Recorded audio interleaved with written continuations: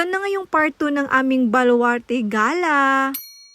Dinaanan nga namin itong kalahin ng ostrich. Yun nga lang hindi ko alam yung pangalan kaya naman kapatid na lang ng ostrich. Charis. At ito naman yung mga alaga ni Uncle Chabit na mga layon ay naapo ang kukulit nila. Parang mga bata na naglalaro, ganun. Pagkatapos nga namin magpicture-picture dito sa may labas ng Safari Gallery ay pumasok na nga rin kami. Yun nga lang ay naapo nagsipngat dahil nga walang kuryente, walang ilaw, ganun. Ganun pa man in-enjoy na lang din ng mga bata at kami na rin ng mga pusong bata dahil nga nakaka-amiss itong mga animals. Pangalawang beses na nga rin namin na pumunta dito pero syempre nakaka-amaze pa rin. Mga totoong animals nga yung mga nandito pero na-preserve lang, ganun. At nung si Arke ay naapo, puro wow na lang yung sinasabi. Syempre halos pinangalanan na nga rin niya lahat yung nakikita niyang mga hayop dito. At ito ang elepante ang kanyang pinakagigiliwan dahil nga napakalaki. Kita nga rin niya tong rhino kaya naman turo din siya ng turo. Medyo konti nga lang din yung